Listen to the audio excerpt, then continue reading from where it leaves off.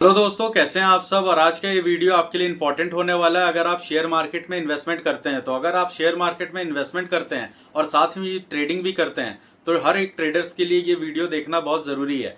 सेबी जैसे कि एक सिक्योरिटी एजेंसी है जो शेयर मार्केट के हर गतिविधि पे निर्देश रखती है, हर गतिविधि को बहुत ध्यान से ऑब्जर्व करती है।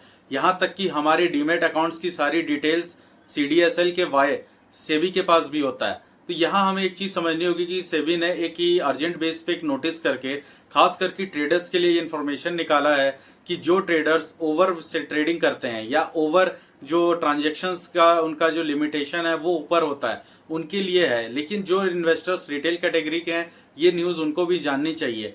देखिए, सेबी कभी भी ये नहीं चाहती कि आप ट्रेडिंग ना करें या फिर प्रॉफिट ना कमाएं, क्योंकि हमारे देश के जो पॉपुलेशन है उसमें सिर्फ 3% लोगों के पास ही डीमेट अकाउंट है। और जाहिर सी बात है कि सारे डीमेट अकाउंट एक्टिवेट भी नहीं होंगे और बहुत लोग ऐसा है जो ज़्यादा ट्रेडिंग या ज़्यादा डेली पर्पज, बहुत कम ही लोग हैं जो लॉन्ग टर्म में काम करते हैं या फिर ट्रेडिंग करते हैं, जिनके वजह से देश की इकोनॉमी में 25 से 30 हज़ार करोड़ का जो टैक्स डिडक्शन होता है शेयर मार्केट से रिलेटेड वो सब सेबी के पास जाता है। जैसे कि पूरी दुनिया का 40% पॉपुलेशन इंडिया और चाइना जैसे देशों में बसता है और चाइना के पास 33 से 34% जो हिस्सेदारी है शेयर मार्केट में उनके पब्लिक के कंट्रीब्यूशन की। लेकिन इंडिया में यही चीज 3% है। मतलब आज से आने वाले 10 सालों में या 15 से 20 सालों में भी इस शेयर मार्केट का जो 10 गुना जो पॉपुलेशन है वो बढ़ने वाला है। यहाँ पे हमें समझना होगा कि जब एक ट्रेडर ट्रेड करता है तो फिर वो एक प्रॉफिट के लिए करता है। और आज जो भी वैल्यूज पे हम ट्रेड कर रहे हैं, ऑब्वियस है कि 10 साल पहले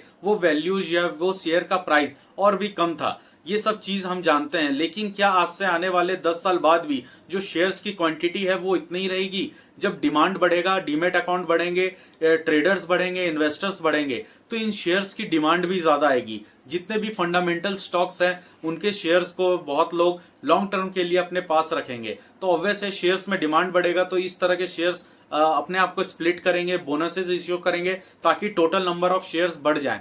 जो गाइडलाइंस निकाली है वहां पे म्यूचुअल फंड, इक्विटी और जितने भी FNO में ट्रेड कर रहे हैं इन सबको, और खास करके आजकल का जो ट्रेंडिंग एवोल्यूशन चल रहा है IPOs को लेके, खास करके 2024 में IPO जितने लॉन्च हुए हैं और जितना पैसा IPO में 2024 में लगा है, अभी तक के इंडियन हिस्ट्री में इतना पैसा नहीं लगा था। यहाँ हमें समझना होगा कि सेबी इस चीज के लिए चिंता कर रही है कि जो अच्छे ब्रांडेड IPOs हैं उसमें ओवर सब्सक्रिप्शन देखने को मिल रहा है। मतलब अगर मार्केट में डिमांड किसी अच्छी कंपनी ने 100 रुपए का किया है तो उसे 1 लाख रुपए मिल रहे हैं। जिस तरह का हम एग्जाम्पल देख सकते हैं टाटा टेक्नोलॉजीज में, कंपनी को चाहिए था 20,000 करोड़, उसे मिला 1.5 लाख करोड़। बजाज हाउसिंग फाइनेंस आपने देखा ही है, कंपनी ने डिमांड किया 6,000 करोड़ और इसे मिला 3,40,000 करोड़, मतलब 72 गुना ज्यादा। वैसे ही ओला के भी शेयर्स में देखा गया कि इसकी डिमांड तो कम थी लेकिन ये भी ओवर सब्सक्राइब हुआ। वो बात अलग है कि इसकी लिस्टिंग रीजनेबल नहीं हुई, लेकिन बाद के कुछ दिनों में ये शेयर्स अपने आप में अपर सर्किट लगाते हुए 150 तक जाते हुए दिखा है। फिर यहाँ पे बैंकों का एक कंसर्न ये आया है कि बैंक्स के अंदर डिपॉजिट कम हो रहे हैं, चाहे वो देश की सबसे बड़ी HDFC बैंक हो या फिर छोटे स्तरों पे काम करने वाली जितने भी स्मॉल फाइनेंस बैंकिंग हो, इन सब ने अपने डिपॉजिट ग्रोथ में कमी पाई है, जिसके वजह से उनका लोन बुक का ग्रोथ कम होगा। और लोन बुक का ग्रोथ कम होगा तो ऑब्वियस है इंटरेस्ट मार्जिन कम होगा, डिस्ट्रीब्यूशन कम होगा लोन का, तो उनका जो मार्जिन है वो इम्पैक्ट जरूर होगा। तो यहाँ हमें एक चीज समझना है कि अगर बैंक्स का सेबी चेयरपर्सन या सेबी के मैनेजमेंट के साथ बहुत बड़ी बड़ी मीटिंग्स हो रही हैं ये लेकर के कि हमारे बैंक्स में डिपॉजिट कम आ रहा है और ये सारा पैसा सीधा शेयर मार्केट में पंप हो रहा है। पहले क्या था कि FNO में लोग ज्यादा अपना लॉस कर रहे थे तो वो पैसा बर्न हो जाता था, ना तो वो पैसा शेयर मार्केट में रहता था, ना ट्रेडर्स के हाथ में और ना ही बैंक के पास, वो डाइल्यूट हो जाता था, वो पूरा का पूरा पैसा ही कोलैप्स हो जाता था। उस चीज को बचाने के लिए सेबी ने टैक्स को बढ़ा दिया।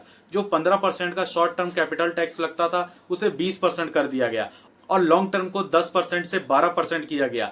हालांकि यहाँ सेबी का पूरा इंटेंशन यही था कि जो ट्रेडर्स FNO में लॉस कर रहे हैं वो ना करके उस पैसे को बर्न ना करे, जो कि देश की इकोनॉमी में किसी भी तरीके से हाथ नहीं आ रही है। यहाँ देश फंड के भी थ्रू मार्केट में 40,000 करोड़ तक का अमाउंट पर मंथ देखने को मिल रहा है। हालांकि ये पैसा जितना भी आ रहा है ये कहाँ जाएगा? इन्हीं शेयर्स में जाएगा जो लार्ज, मिड और स्मॉल कैप में है, क्योंकि फंड्स भी बहुत तरीके से डिवाइडेड है। कुछ फंड ब्लू चिप फंड है या लार्ज कैप है, कुछ मिड कैप है और कुछ स्मॉल कैप है।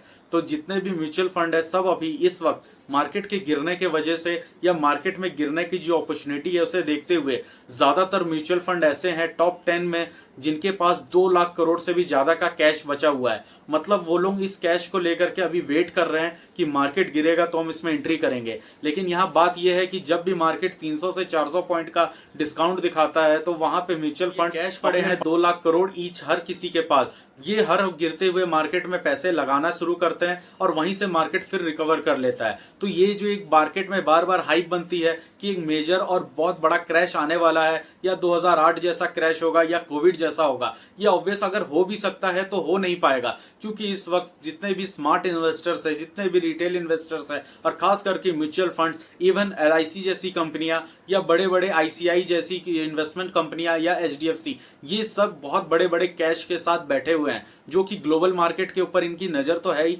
साथ में ये गिरते हुए मार्केट में पैसा इन्वेस्ट करने के लिए पूरे तरीके से रेडी हैं। जैसे कि मार्केट डिस्काउंट करेगा जो कि उसका नेचर है, लेकिन बहुत बड़ा फॉल जहां पे रिकवर करने में सालों लगते थे अब वो चीज नहीं होगा। यहां जितनी तेजी से मार्केट गिरेगा उतनी ही तेजी से रिकवरी भी करेगा। तो मेरे ये सब कहने का ये पर्पस है कि आप सब भी एक अच्छे कैश फ्लो पे बैठे, अपने पोर्टफोलियो की एक रीस्ट्रक्चरिंग करें, अपने पोर्टफोलियो को खुद से ऑडिट करें, जितना हो सके फालतू के बेकार के शेयर्स को निकालें, कैश बुक अपना मजबूत करें, डीमेट में पैसे रखें और समय मिलने पे अच्छे फंडामेंटल स्टॉक्स, और अच्छे फंडामेंटल स्टॉक्स क्या हो सकते हैं वो आपको हमारे डिस्क्रिप्शन में लिंक मिलेगा, या आप हमारे चैनल पे जाके बाकी वीडियोस भी देख सकते हैं जहां आप देखेंगे कि हमने जिन सब्जेक्ट्स पे, जिन शेयर्स पे वीडियो बनाए हैं आप उस पर ज़्यादा जाके स्टडी और इन्फॉर्मेशन ले सकते हैं। तो यहाँ पे हमारा सारा ये पर्पस है कि रिटेलर का हाथ से अच्छे शेयर्स निकल ना जाएं, जो शेयर से मेजर पॉइंट्स है जिसको आपको जानना बहुत ज़रूरी होता है। तो दोस्तों आपको ये इन्फॉर्मेशन कैसी लगी? अगर आपको वीडियो पसंद आ रहा है तो प्लीज़ आप इसे लाइक करें, हमारे चैनल को सब्सक्राइब करें, और आने वाले समय में हम आपको और भी ज़्यादा इन्फॉर्मेशन के साथ अपडेट करेंगे, मार्केट में आती हुई हर लेटेस्ट न्यूज़ के साथ अपडेट करते रहेंगे और हर एक अच्छे शेयर पे आपके साथ इसी तरह से इन्फॉर्मेशन डिस्कस करेंगे। तो दोस्तों